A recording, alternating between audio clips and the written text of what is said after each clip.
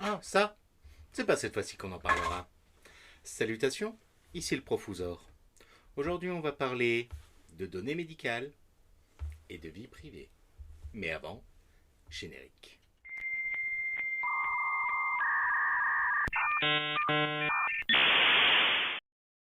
Bon, par où commencer? Doctolib a transféré des données sensibles à Facebook et Outbrain. Bon, autant Doctolib, je pense que vous le connaissez, hein. Surtout nos amis français qui ont dû se faire vacciner. Doctolib a pu prendre l'exclusivité de ce marché. Facebook, ai-je vraiment besoin de le présenter? Par contre, Outbrain, c'est juste une société qui surfe sur le big data, récupérant des données à droite et à gauche afin de vous cibler, de concaténer ces données et ensuite de revendre celles-ci. Ouais, le secret médical s'est pris une belle pêche dans la poire. Selon le média allemand Mobile Sicher, Doctolib aurait envoyé les mots-clés tapés par les utilisateurs dans le moteur de recherche de la plateforme à Facebook et Outbrain pendant plusieurs mois. Pour quelle raison? Bon, on ne sait pas vraiment. Depuis la découverte de ce partage de données, la plateforme médicale a stoppé la pratique et a publié un communiqué en PDF. On a fait une bêtise. Promis. On ne le refera pas. Pourquoi nos recherches médicales intéressent-elles Facebook? C'est en effectuant une analyse de la version allemande de Doctolib que les journalistes allemands ont découvert que la plateforme médicale envoyait les recherches effectuées par les utilisateurs de Facebook à Facebook et à Outbrain. T'es connecté sur Facebook, tu vas sur Doctolib. Félicitations, tu as donné cette information à Facebook. Si un internaute allemand tapait dans sa barre de recherche les termes allergie ou bien cancer du sein, les requêtes étaient envoyées à l'identique aux deux partenaires de Doctolib. Facebook et Outbrain recevaient également l'identifiant marketing correspondant à l'utilisateur et son adresse IP. Bah, c'est pour mieux te pister, mon enfant. Nouvelle publicité Facebook. Tu tapes cancer du sein. Félicitations. Une mammographie achetée, une mammographie offerte.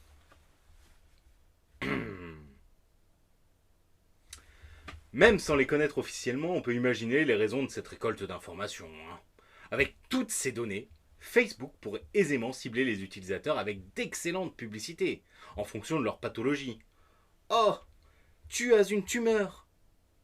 On t'offre une assurance santé. Mais t'inquiète pas, l'assurance, grâce à Outbrain, saura que tu as une tumeur. 3 jours plus tard, après avoir découvert l'analyse de la version allemande le 18 juin, eh bien, le 21 juin, plus rien. Doctolib a immédiatement stoppé l'envoi des données à Facebook. Les deux mouchards ont été supprimés. Selon la direction de Doctolib, ces deux trackers auraient servi à mesurer le succès. Une explication floue qui ne convainc pas. Tu m'étonnes.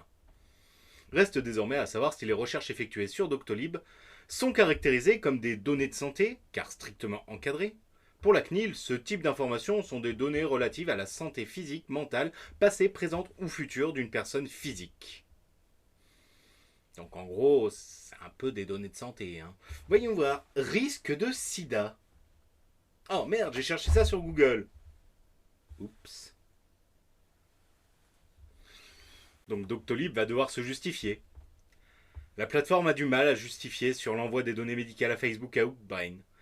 Concernant la France, Doctolib explique dans le communiqué qu'elle n'utilise aucun cookie marketing externe sur son site internet et ses applications mobiles. On va voir ça tout à l'heure. Aujourd'hui, Doctolib a probablement stoppé l'envoi des données de Facebook dans toutes les versions de sa plateforme. Il est désormais impossible de trouver une preuve de cette pratique sur le site français. Alors que la plateforme est passée à 1000 consultations par jour, de 1000 consultations par jour à 100 000 depuis le début de la crise sanitaire. Cet exemple est typique du risque que peuvent représenter de telles applications pour les données de santé des internautes. La politique de protection des données médicales étant pourtant devenue un cheval de bataille pour Doctolib. Ouais. Ah, un cheval de bataille? Non, c'est comme les petits chevaux.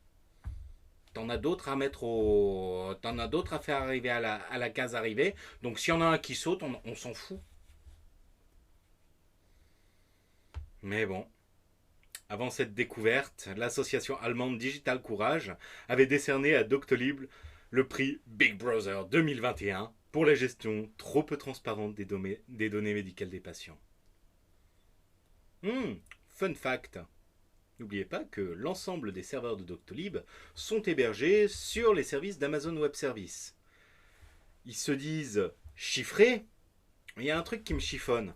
Le traitement des données se fait aussi sur les serveurs d'Amazon Web Services. Donc s'ils chiffrent les données qui sont sur Amazon Web Services, comment Amazon Web Services peut traiter ces données sans la clé?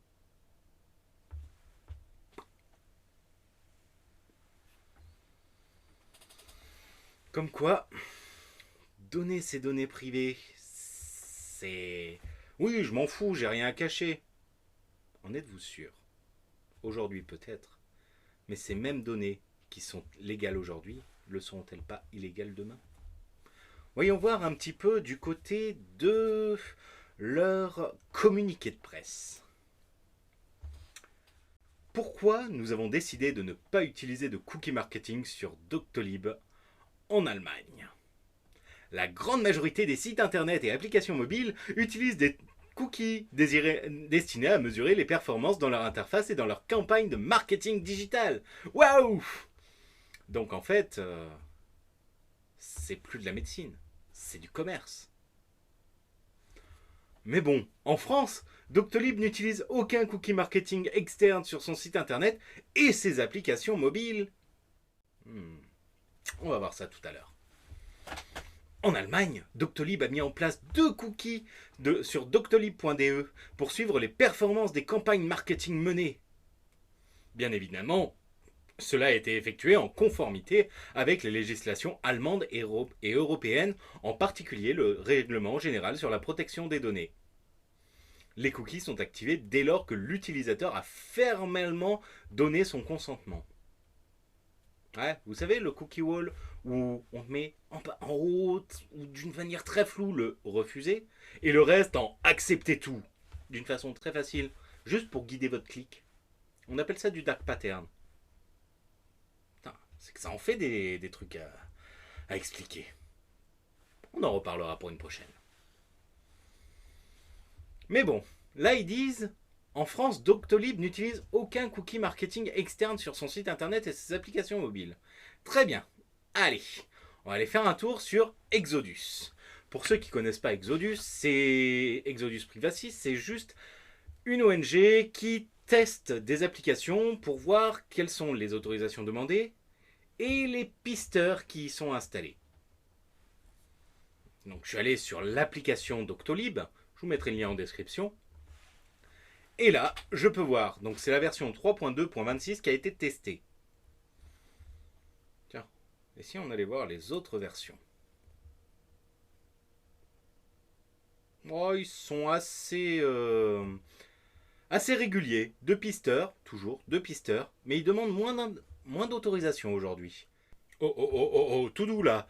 Là, c'est le profuseur du futur. Vous voyez là la version que j'ai loupée? Hey, une version avec 3 pisteurs. Voyons voir ce 3e pisteur. Google AdMob. La régie publicitaire de Google. Ah mais je croyais que Doctolib avait dit qu'elle mettrait pas ce genre de truc. Ne serais-je pas un petit foutage de gueule, en bonne et due forme? Donc, voyons voir la dernière version, qui a 2 pisteurs. Un Google Crashlytics et Google Firebase Analytics.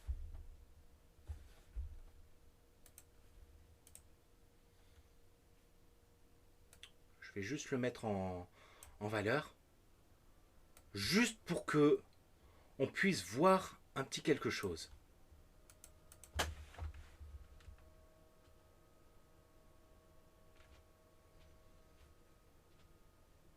En France, Doctolib utilise aucun cookie marketing externe sur son site internet et ses applications mobiles.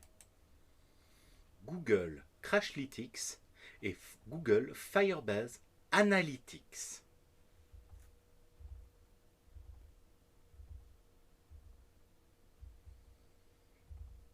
disons que ça ose tout, et c'est à ça qu'on les reconnaît. Bon, nous verrons bien plus tard comment ça va se finir. Sur ce, à bientôt et bon week-end.